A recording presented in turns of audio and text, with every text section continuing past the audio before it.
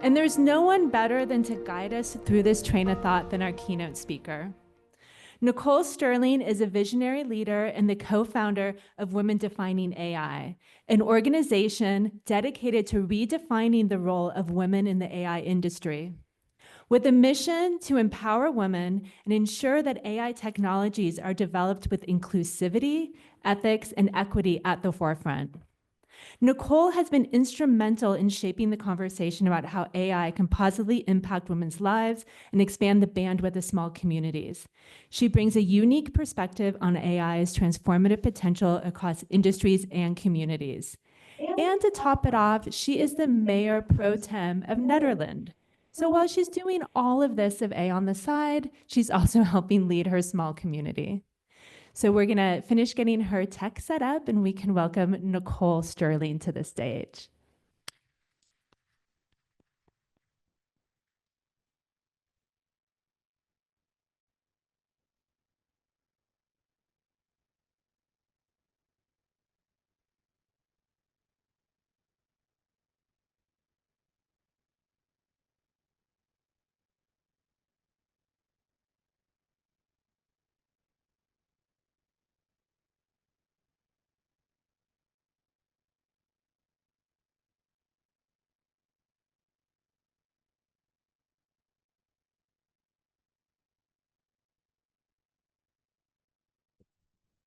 Okay. Everyone hear me okay? All right. Thank you for your patience here. Get this clipped on. All right, everyone, welcome. I'm super excited to be here. I love that I was introduced by another Nichole. You can't have too many Nicholes heading up an AI conference, right? It's amazing. So we're going to go on an adventure. This is my adventure over 2024, having created AI first companies, but also doing a lot of education across the United States, doing different conferences and helping folks become more fluent in AI. And we're actually going to take a lot of what Tom had presented earlier, some of those technologies, and we're going to bring them down a couple of levels into really practical use cases. Again, these are things that either I'm using to build out my companies or that we've been educating folks across. And one of the things that I want to do is open it up for you, is to be able to ask questions throughout, and this is going to be interactive. So go ahead and pull out your phones, take a picture of the QR code. You're going to participate with me along the way, and if you can't snap a picture of the QR code, there are instructions. Oh, it's being covered up at the top. You can go to menti.com. Bryce is so good. Look what he's going to do. Look how amazing that is. Go to menti.com and click and then enter that code, and you'll be able to participate along the way as well. So let me just give you a couple of seconds to do that.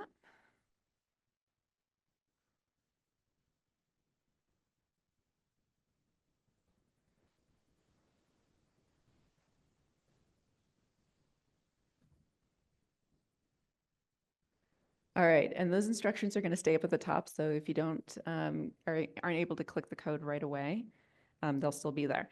All right, let's get ourselves warmed up. All right, so the first question here is, in what year was the first self-learning program created? You can answer through your phone.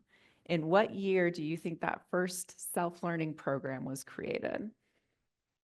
And we'll start to see some of the results come through. The one person who selected 2022's way to hold out, way to keep it in there. Appreciate that. Appreciate that. All right. So we've got a majority of it over in the decades of the 50s, the 60s, and the 80s. Honestly, I just chose 1980 because that's the year I was born. 1999 was the year my oldest son was born, and 2022, ChatGPT, right? The answer is actually 1952. Yeah. Arthur Samuel creates the first checkers game that is able to self-learn. Now, as we've probably heard, you know, the mechanics of deploying AI have been around, obviously, since for decades. And the philosophy and how, and its debate of its philosophy and theory has been around actually for centuries, back to ancient times. And so we forget that we're in this time and space, but actually AI has been around for quite a long time. Okay, next question. I always love doing this. I want to see what it feels and how this room, the temperature is, but what word captures how you feel about AI?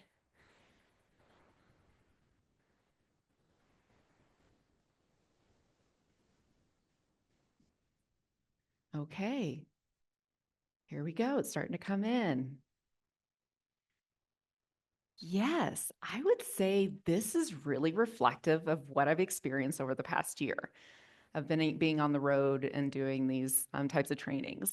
There is an optimism, there's excitedness, but then there's also some nervousness. And, what is this going to mean for me, for my job?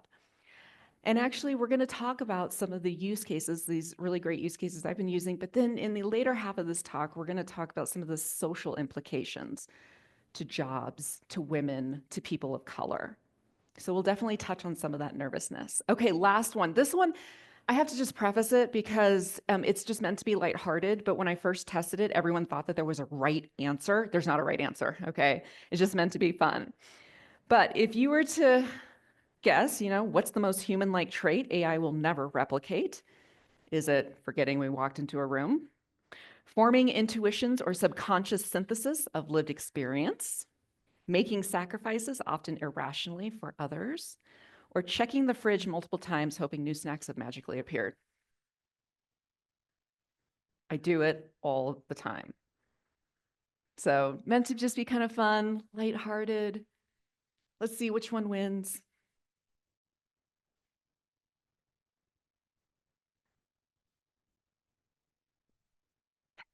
The forgetting why we walked into a room. I know it's happening way more frequently, right? Yeah, so this is the kind of the point, despite the advent of AGI as it's coming along, there are things that make us super uniquely human, quirky. It informs our art, it informs our commentary. And so, it's still out as to how much of that AI is going to replicate. It does a really good job of imitating, but it still doesn't know why it does some of those things, right? And so again, very just kind of fun, lighthearted. By the way, yes, as many of you are using the emojis at the bottom, I'm not quite sure what the cat emoji is, but I think it's a positive thing. So if I see that one going off, I know it's there we go. Thank you. It's always perplexing to me. Why is that there? But it is. All right, let's get into some of these demos and these use cases. Again, the things that I've been using to build out my companies.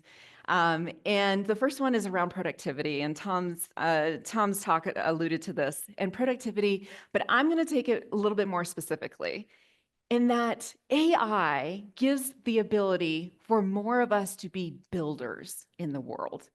We can create our own solutions to our problems. And so this may have sounded like you at one point or another. Being resource constrained, having a particular domain expertise, but you're probably not going to get engineering resources in order to build the thing that you have in your head. Maybe a new tool or something to expedite your abilities, right? And so I had actually started my career in HR. And I think back to that time and I wonder, if I had AI then, what would I have built for myself? Hands down, it is a total compensation calculator. This was something that with new hires, I used to have to present to them like, hey, here's your compensation. And then here's the compensation with all of the other benefits that you have elected, right? Really typically was a very ugly Excel spreadsheet. Right? And so that would have been the first thing that I would have built. And so I'm going to show you this demo. This is using Claude's Anthropic, which was introduced by Tom earlier. And you'll see I've gone in, I've given it a prompt. I've said, hey, I need a total compensation calculator, throw in some other benefits in there so I can toggle them on and off. And it says, okay, great. Now it writes the code for it. This, by the way, out there in the lobby is one of the tools that you can experiment with. I highly encourage you. It creates the simulator. I can toggle it. I can adjust the salary. turn different benefits on and off. This is what I wish I had when I was a department of one. Domain expertise is going to be huge in this new AI era. I want you all to be thinking about, what would you build if you had someone to write all the code? Because again, we're likely not going to get engineering support anytime soon. So think about that. One of the other tools that Tom had brought up was the AI agents. This is something I'm just so excited about, and this is something I'm going to be building out in my own company. Just really quick, just to make sure that we've got the definitions correct. The AI agents, as Tom had introduced, was all about taking action, right? They're not just a chatbot. They are semi-autonomous or autonomous. And they are here, which is something I'm excited about, to automate some of the more painful and menial tasks that we have. Some of these examples are like scheduling. Sarah had brought this up earlier. Data entry, if I can scan these documents and enter the correct data, or traffic management. Interestingly enough, one of the very few use cases where having a human in the loop is not a good thing, because humans are actually too slow to manage the traffic. Yeah. So what I thought to myself again, okay, we've got AI agents. What am I going to use AI agents in order to solve for the world? Grants. Anybody in here have to write a grant? Yeah, I hear it. Amen right here. Okay. Not just the finding of grants, but the application of grants and also the management of grants. It is painful in the public sector. And so I said, okay, great. I'm going to show you what the very beginnings of an AI grants manager is going to look like. This is something we're going to build inside MyTown AI, but this is just going to give you a little bit of a preview. Also, not sure, anybody heard of a small mountain town in Colorado trying to buy a ski mountain? Nederland, Colorado. Yeah. Yes. So we are. I do have to explicitly state there are no agreements in currently in formation. There are no agreements, but we are pursuing it.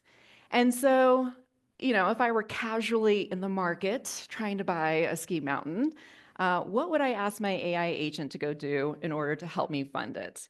And so I'm going to walk you through this because it happens pretty fast. Anybody who's played with the Claude AI use, again, Tom introduced it, it's slow. It's really slow, and you have to set up a Docker container and everything. This is faster for your sanity, okay? So just recognize that.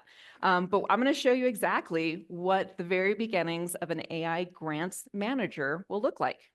So here I am. I say, hey, I'm shopping for a ski mountain. What are some grants that might help me out? It correctly takes me to GoCo. This is one of the grants that we would tap into. And then it bumps out to the website or to Google and says, oh, you know what? DOLA is another one. These all probably sound familiar. I said, okay, great, but go back to GoCo and see if you can apply. So it pokes around, and ultimately it says you kind of have to send an email. I'm like, no. Go back to DOLA, see if you can apply there. And so it's going to go back to DOLA, watch the search bar. Watch it, watch it, watching, grants. Goes and does a search for grants. We get stopped because we end up having to go into a portal. And I was like, I'm not going to enter my information quite yet.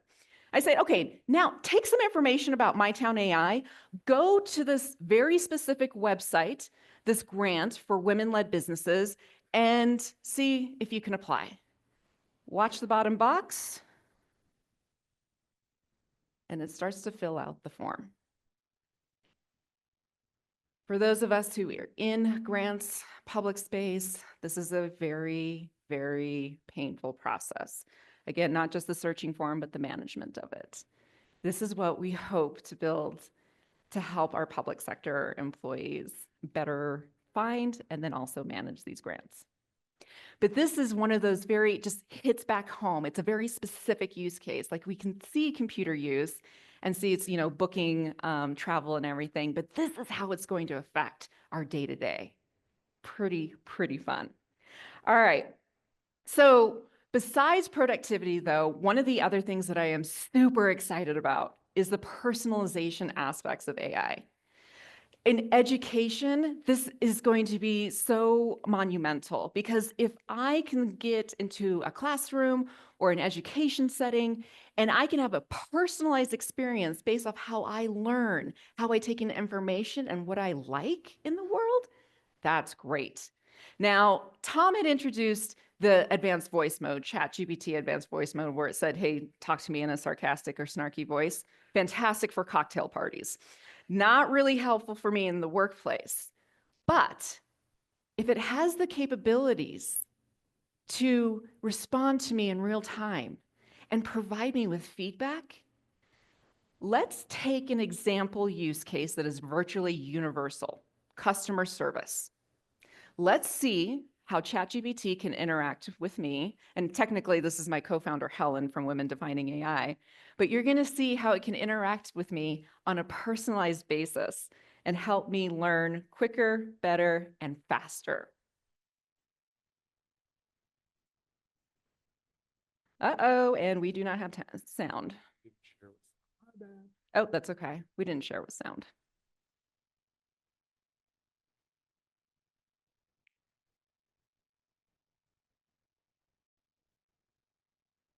Or Zoom? Oh, okay.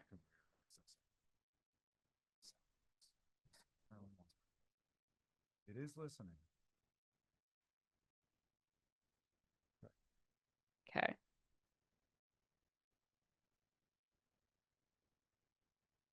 I'd Let's see. like to run through a simulation of a customer service call where you act as a very angry customer trying to get a refund, and I will be the customer service rep.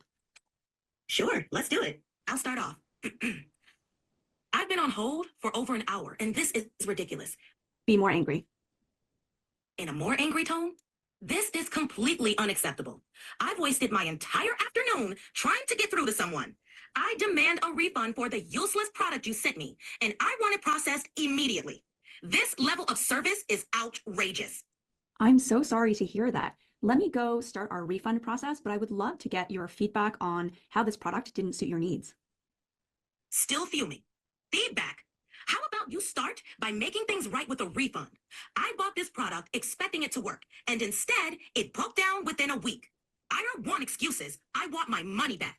No, I totally understand. No excuses. I'm actually processing the refund now, and you should see it back in your accounts credited to you in a couple of days, and that is absolutely resolved.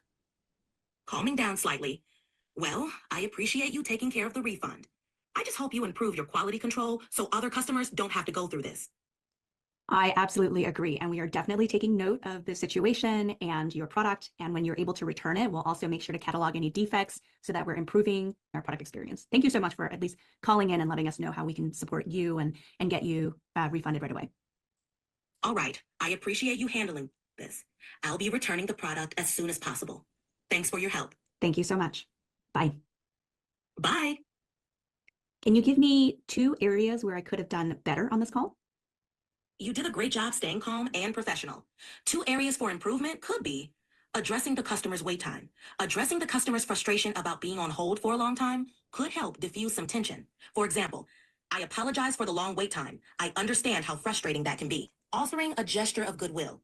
To further placate the customer, you could offer a small gesture, like a discount on a future purchase or free expedited shipping as a token of goodwill.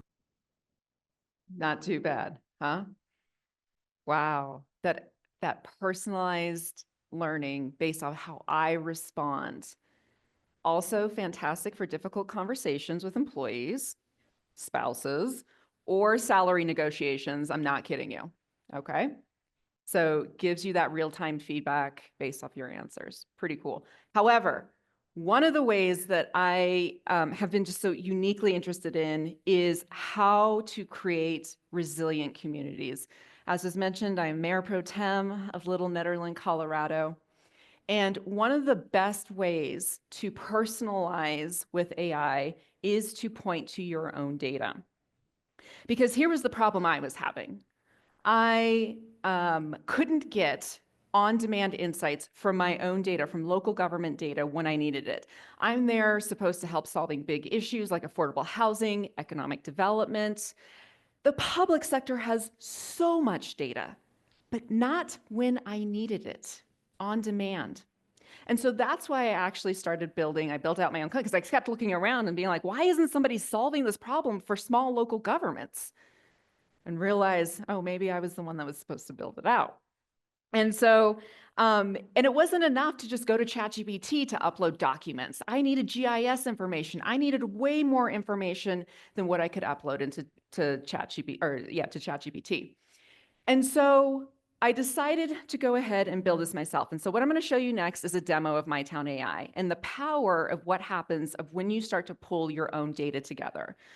Think about it from your own perspective. Is it your company data? Here it is local government data. It could be tribal data, whatever it might be. By pulling this data together, you're going to see that we're able to do other things. And so here is, here we go. All right, so this is a demonstration of the software that I've been building. Pulls in GIS data, number one. A lot of small communities do not have an interactive GIS experience. You have a paper map. And so that was one of the first things we did. And then we've pulled in municipal code. We've pulled in setback information to answer this one question. What can I build on this plot of land? Folks would have to go to 3 or 4 different places just to get that. But now that I have that information pulled in, I can do other things, such as write me a letter to a citizen on our subdivision process. Goes ahead and produces that. And it tells you rightly the application process. Don't forget the meeting with the BOT, the Board of Trustees. And then you can do other things like compare documents. This question right here asked it to go and compare my comprehensive plan, which is a long-term planning document, with our code, because you want to update the code to match the criteria in the comprehensive plan. That process takes our volunteer boards, our planning commission, 3 to 6 months to do. 3 to 6 months. Fun fact, 88% of all local governments in the United States are ran by volunteers. It adds another layer of complexity to local government. Many of them do not have government backgrounds. They need a way for personalized, expedited learning. So the power of pointing to your own data, it can unlock many other use cases. But I realize, and this is for all the builders in the room, if you're building or you're deploying products with AI, that it wasn't enough to just talk about and just point to my own data. There were other things that we had to do. The same business criteria, good business, still applies in this AI era, maybe even more so than before. But you still have to solve a real problem, right? You still have to have a moat.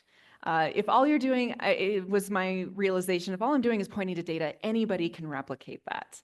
And I needed to move beyond that.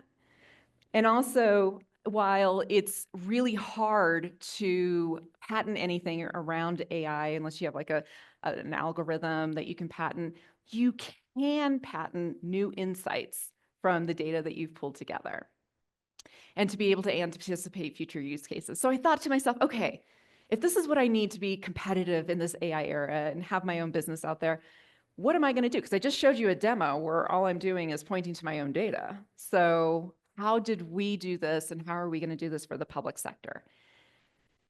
Digital twins is probably another thing that you need to know about that's coming to more and more to fruition in this AI era. Digital twins are an exact replica of a thing. It's happened in manufacturing quite a bit so that they can simulate, things that might happen to a helmet or anything else. Cities have had digital twins, but mostly over in Europe. The first one, like 30 years ago. But I thought, okay, I'm going to point to this data because that's the first thing that needs to happen. That's the first thing to really give these local towns and local governments insight and new insights. But then from there, I want to layer in other data sources, not just their own, but then Google traffic data, activity tracker data. Now we can get some really personalized insights that maybe weren't available before. And so here, we also created the 3D replica. This is actually Boulder, Colorado. We created it in about 2 weeks using insights from the gaming industry. I was original RPGer in the early 1990s.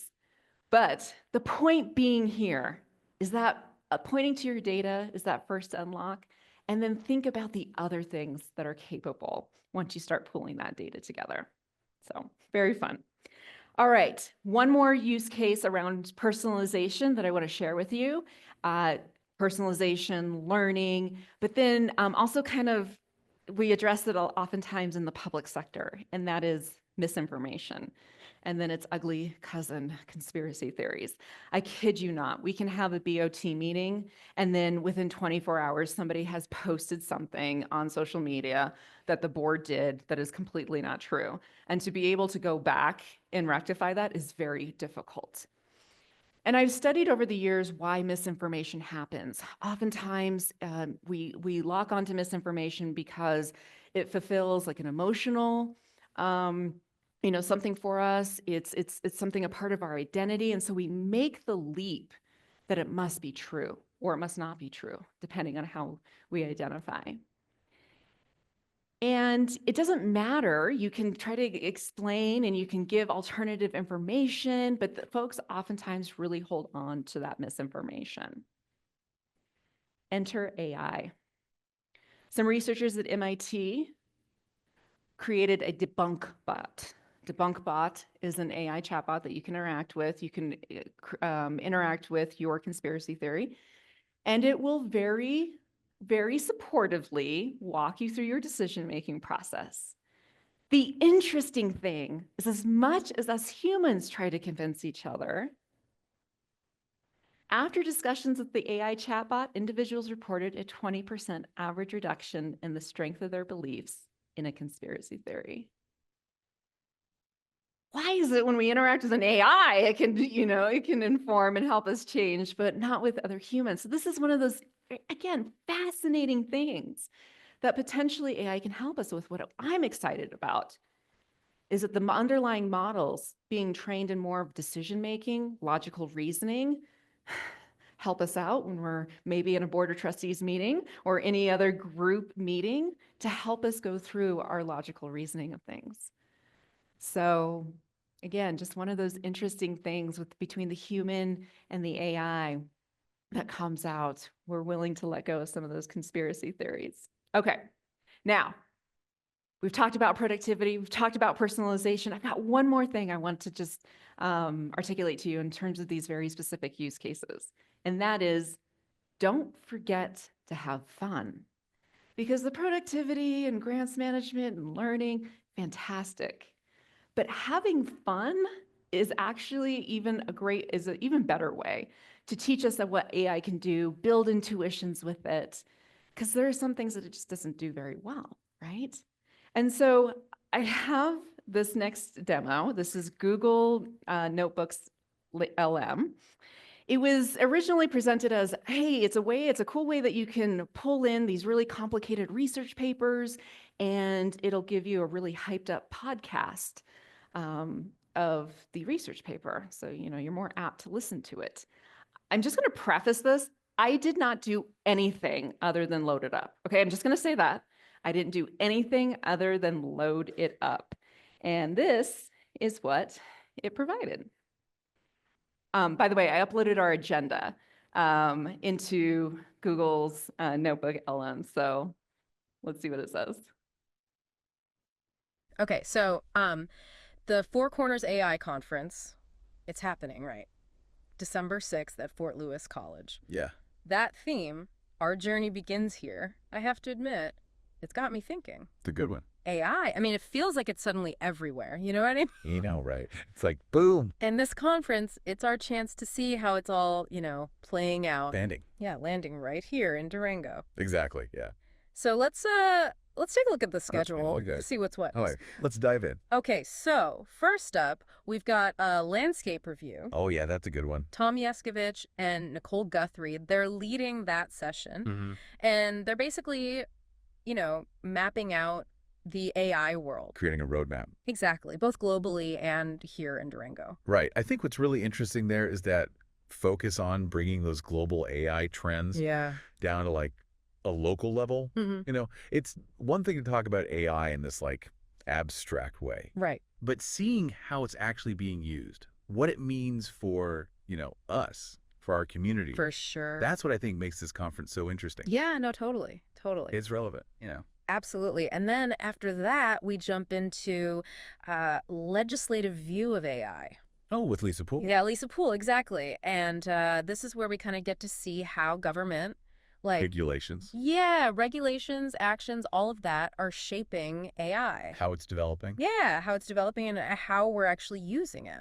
That one's going to be crucial. Oh, for sure. If we're going to, you know, really understand the bigger picture, right? Right. Because it's not just, you know, national, it's, you know, here in Colorado too, potentially. Totally. All those articles I keep seeing about AI regulation. Oh, I know. This is going to connect right to that. Absolutely. Okay, so then after Lisa Poole, we've got a keynote by Nichole Sterling. Oh, wow. She's the co-founder of Women Defining AI. Now that's a name I recognize. Right. She's amazing.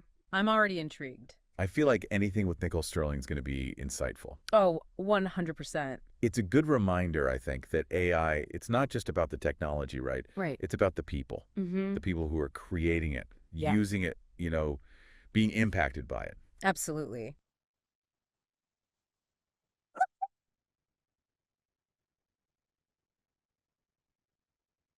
I ended up blushing way more than I thought I was going to be. But so it didn't take very long in our Women Defining AI community where we started uploading each other's LinkedIn profiles. And we got these really cool, hyped up podcasts on each other's like careers. And I did it for one of my best friends. And she's like, this literally almost brought tears to my eyes. So remember the fun. You've got image generators out there that you can, you know, play with. Remember the fun. Okay. We've had some fun. Now we need to talk about something a little serious here. And that is the impact on jobs. So let's start with a few questions. If you still got your phones there. What jobs have been transformed or made obsolete by advances in technology? Over the history of technology, anything that might pop up.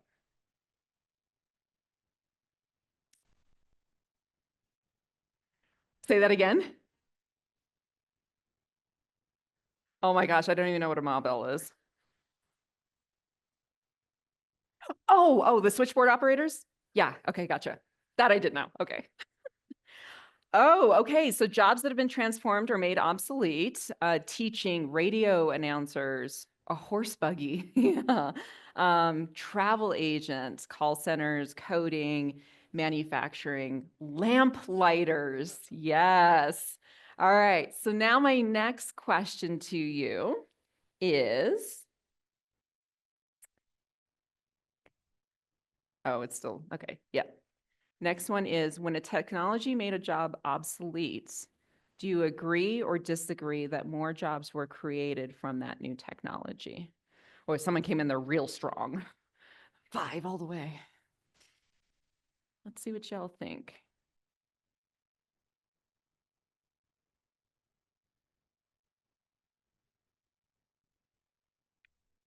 Okay, looks like we're hovering. Cat emojis are off the chart right now. Just want to, yeah, fantastic. Okay. It's like whenever I say it, it's like cat emojis. So we're hovering about that 3.5. Yeah. And this is pretty reflective of over what's happened over history. A lot of the jobs that have gone by the wayside, oftentimes it created new jobs. And sometimes it was a net neutral, right? Very rarely was it that it created less jobs. There was always sort of either a net neutral or more. And here's a list of some of those that you may have come up with or thinking about. Bank tellers. When the ATM came online, oh my goodness, were folks really, really worried about that. But the interesting thing that happened with bank tellers is that they shifted into more customer service roles. And so there was less of that decline than folks initially thought. And then of course, something, you know, like a textile worker, of course, the machinery came in, really, really decimated that role. Farmers, at one point in the early 1800s, over 70%, nearly 80% actually were agriculture related. And then of course, with advances in machinery and whatnot, that has declined. And then of course, like somebody had brought up switchboard operators, Travel agents, yes, and that was brought up in the previous slide. With things like Expedia, they have really morphed into more of a niche type of role, like so very curated, personalized. Very interesting to see how AI will continue to disrupt that particular role as well. And then, of course, elevator operators. And some of us would say, yeah, the advances of technology made it that some of these were no longer needed. However, there's something very different today. These jobs rolled over the course of years, sometimes decades, in order to make the transition. And today, with the advent and this new wave of generative AI, things are happening much more quickly. This is Midjourney. Midjourney is an image generator, and this is over the course of almost 2 years, from February of 2022 to December of 2023. And you can see that with just the single prompt of create a coal miner, and it was done at these different intervals, of how quickly the technology changed. So that's what makes this particular piece different. In fact, the McKinsey group says that the demand for high-skilled workers will rise, in other words, in STEM-related occupations or healthcare, and that workers in occupations such as office staff, production workers, and customer service will decline. But there's one group that is being hit particularly hard, and that is new entry roles. You can see the blue line are the number of new entry roles available compared to the green line, which is anything other than an entry role. And you can see the disparity has been pretty sharp. But I also think that there is a new rewriting that has to happen. A lot of companies weren't necessarily thinking or prepared for it. They kind of just rushed into AI very quickly. I personally think it's kind of short-sighted. When I'm building out my companies, I'm looking at new entrants. There's a diverse perspective that they offer. And so, one of the things that I'm really focusing on is how do we rewrite what the job looks like for a new entrant? In other words, if their technical skills are comparable to like a ChatGPT, then what else do we look for? Well, as I mentioned, I had my career in HR and I've seen the ups and downs of the soft skills, but I really do think this rewriting has to be a shift into identifying these human traits that are super critical, and the power skills in this new AI and quantum era are going to be things like adaptability, grit, problem solving, critical thinking. And so for me personally, when I'm starting to look at new entrants in, entry-level jobs, we have an intern at MyTown AI. It was really over-indexing on these power skills rather than on the technical skills. So it's just kind of something to think about. And it is not lost on me that we're at a college and that the college is preparing folks out there for these new occupations. If it feels hard, it's because it is hard out there right now. So something just to kind of think about. All right, one of the other things, the social implications that I wanted to talk about is the impact on gender, race, and ethnicity. So I'm going to introduce you to a study that was done in 2023, but as you'll see here in 2024, it still has applicability. Stable Diffusion is one of these image generators. You can type in a text prompt and it gives you an image. These researchers looked at over 5,000 different images from Stable Diffusion, and it quickly became clear that it was taking racial and gender disparities to the extreme, worse than what was in reality. For example, women are still underrepresented in high-paying occupations.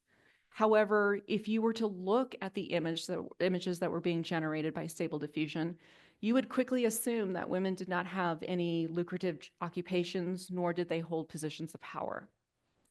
Let me show you what this looks like. The researchers typed in the word judge, or show me a color photograph of a judge. 3% of the images that were returned were of women, when in the United States, women hold 34% of US judge jobs. So what they found is that they were overrepresented in low-paying jobs and underrepresented in high-paying jobs. Here's another one. 68% of the images generated of social workers had darker skin tones. My friends, 65% of all social workers are white.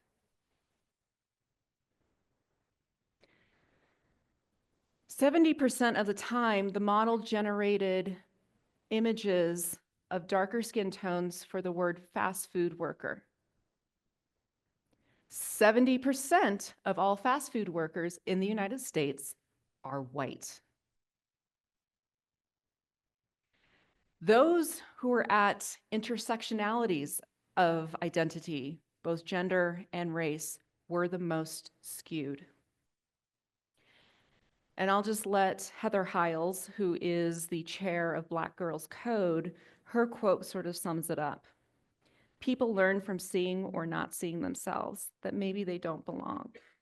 These things are reinforced through images."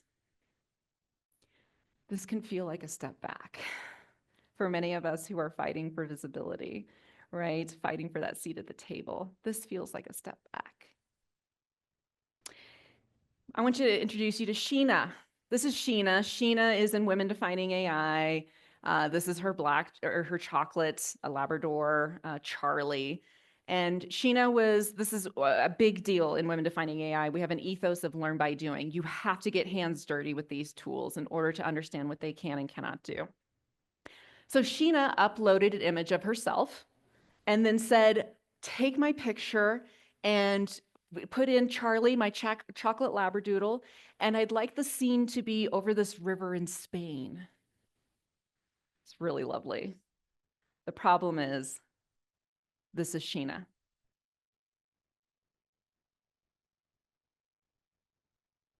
Meet Sandhya. She is my go-to in Women Defining AI. She helps me with a lot of the operations. One of these days, I'm going to have her adopt me so that we can go to India and her family can feed me, okay? But Sandhya was also playing with ChatGPT, the image generator, and said, okay, I've got these two images of me, the same sweater, but they were different colors. And so she was like, this will be great for building context. And so that I can get, so it's got two images and it can create a cartoon version of me. It made her white. Okay. As has been mentioned, this technology is not going anywhere. It is here to stay. By learning what it can and cannot do, we can demand better, unbiased, ethical outputs. And this is why I am building. This is why I am building for the public sector. This is why I lead a company called Women Defining AI, so that more women of color, more people of color are getting an understanding of what this technology is so they can inform it and so they can build to solve their own problems. And so my message, my hope, is that more of you will start to learn what this technology is capable of to help start building and solving some of your problems, and so that we can also demand better ethical outputs. Okay? And this also has job implications, especially for women. The reason why I co-founded Women Defining AI was the pure fact that women were using AI a third of the time, and men were using it over half. Now, this has real job implications because more and more employers are looking for AI skill fluency. And the disparity will only continue to grow if more of our women and people of color are not using AI. All right? So let's keep that in mind. All right. Now, there's another group that I really want to talk to, and that is the dilemma of the artist. As Tom had mentioned in his presentation, ChatGPT is being sued. Artists are sort of in this weird feeling of like, wow, it can create so many of these amazing art and images. Like, where does that leave for me in the future? And so I want to ask you one of our last questions. My question to you is, would you buy a piece? Go away here. Would you buy a piece of AI-generated art to display in your home?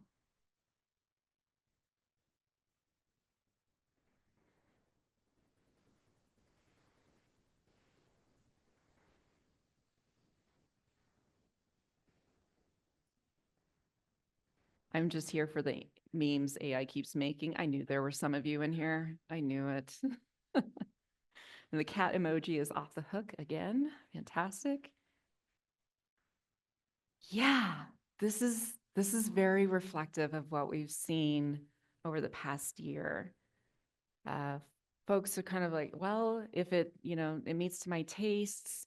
Others are like, I am so concerned about this devaluing the price of art in the future, of human-made art. So it really is kind of split down the middle. Let's go back to Women Defining AI. This is Maggie. Maggie is in Women Defining AI, and she is an artist and a graphic designer. And she set out to write a book that was AI generated. She got going in the process and realized these AI art generators kind of suck. It couldn't do the thing that she wanted to do. She couldn't have the right control over it. And so as much as she went into the project thinking that it was going to be purely AI generated, she ditched it and eventually drew all of her own pictures. Interesting. Compare that with me, who cannot draw stick figures for the life of me. I have used AI generators to get to market faster. The image on the left was a gift that I made for my son, taking all of his favorite historical figures and put it into one art piece for him. The Women Defining AI logo is AI art generated. And for those of you who don't know, going back to Nederland, we're very quirky. The cat with the hat is actually a mayor that was elected at one point. I kid you not. They did not like the mayor who was running, so they wrote in Fred the cat. Little did they know Fred the cat was female and had gave birth to kittens, but it is iconic. And if you go outside town hall, you'll see a statue actually dedicated to Fred the cat. Yes, that's Nederland. Anyway, so, but the AI art generators have helped me get to market faster. It's helped me accomplish projects quicker. And so that's two different, very perspectives. And Maggie said, I can't, I need the control. And I said, I can't draw stick figures. Because if I didn't have these tools, it would have just probably been a very generic, going through a Wix website and getting it up and going. But it gave me the ability to put my creativity to use, even though I couldn't draw. Now, however, once somebody in our community had given this quote, and it just sticks with me. She said, don't create AI art generators. Could someone please create the robots to do my laundry and dishes so I can create the art? Fair enough. Am I right? Yes. Except it gets complicated. This is Parkour Dog. Parkour Dog is at MIT. Parkour Dog is trained on parkour, which is, navigating, jumping over obstacles, that kind of thing. And the researchers at MIT who are helping to train Parkour Dog, it's not just about parkour. It's actually about training it to navigate the human world, our 3D world, so that eventually it could navigate our homes and do our laundry and do our dishes. But there's a little irony here that relates back to the artist's dilemma.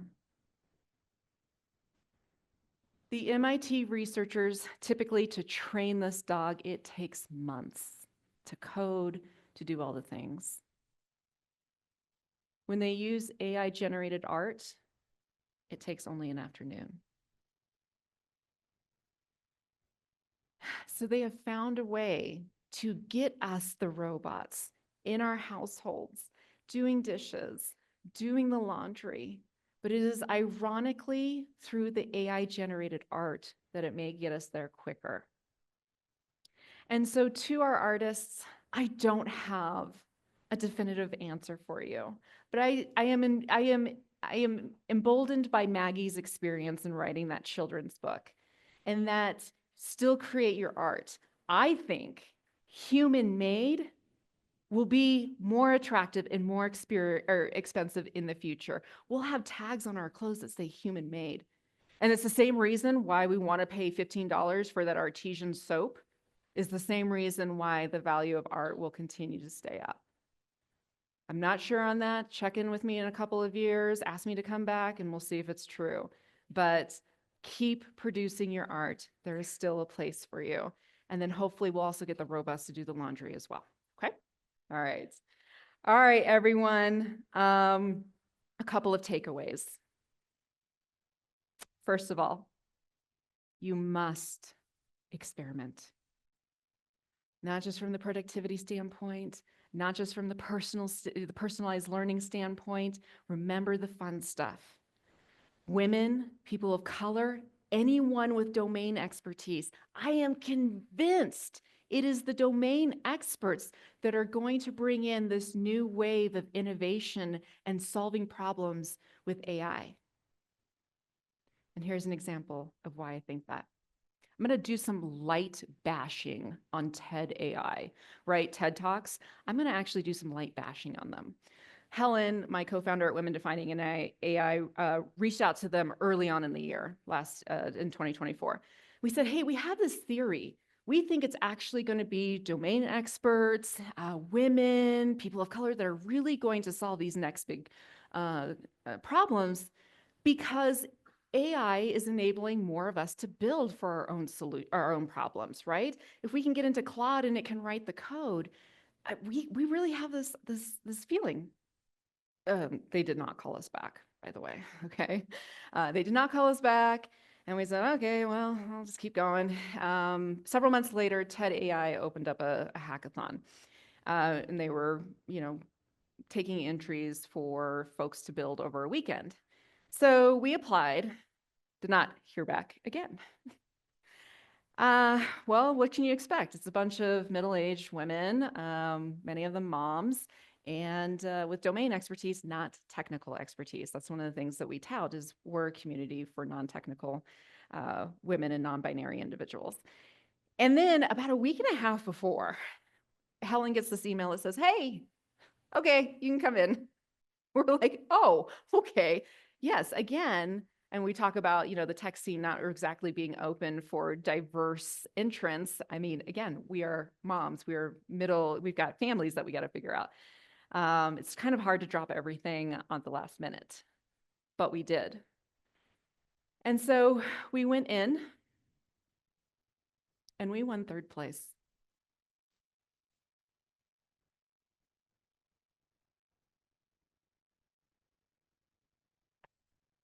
Makes me a little emotional.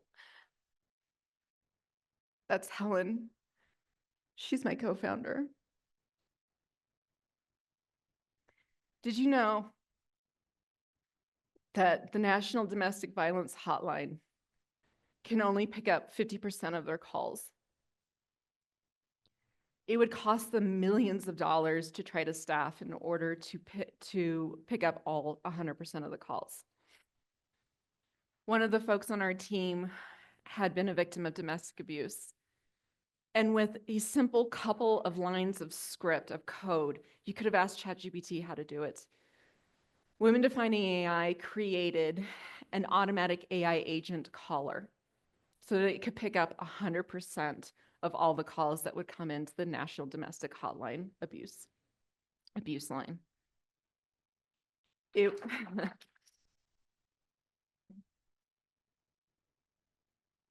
It was not technical expertise that came up with that solution. It was somebody who saw a problem and a problem to solve. And despite having been denied and not heard back, we're hoping that we can show that those with that domain expertise can build the big and solve for the big problems in this next AI wave.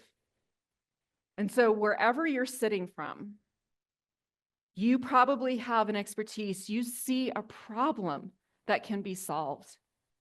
I encourage you to continue to experiment, find out how this AI works so that you can solve for these next big problems, please, please.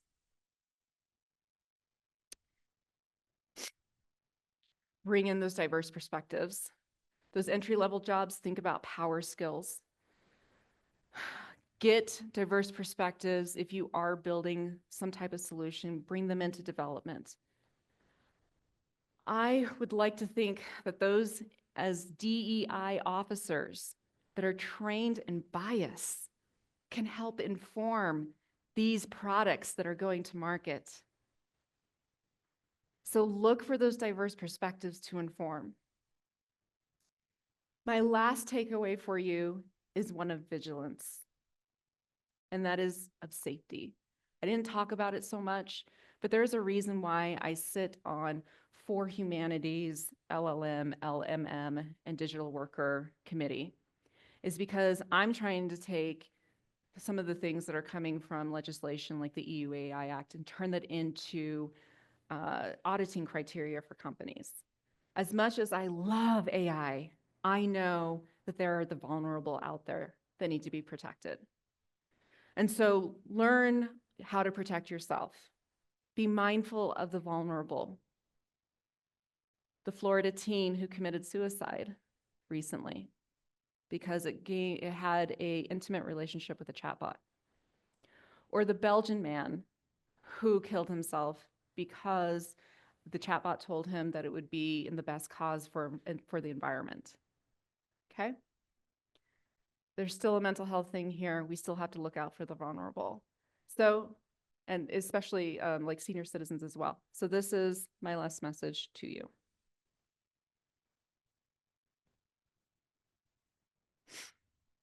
Hello, everyone. I know this looks like me and sounds like me, but this is not actually me.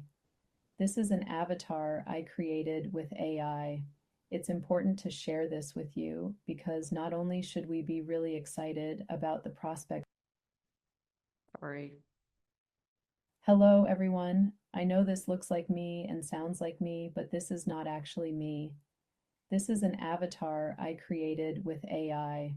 It's important to share this with you because not only should we be really excited about the prospects of AI, but remember there are people out there who will misuse it to create harm. Talk with your loved ones about how AI can impersonate people's voices and likeness, and tell them that if they or even you are called by a family member asking for money or sensitive information, make sure to hang up and call them back directly. All right. Experiment, pull in those diverse perspectives, and be safe. You can connect with me on LinkedIn. Thank you so much, Durango. So much.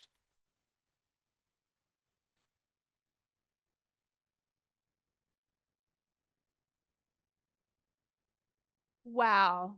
Nichole, thank you so much. I think I'm gonna cry. Thank you, Nichole, for inspiring us, to reminding us to have fun, but to also call out what some of the risks are, and to be so thoughtful.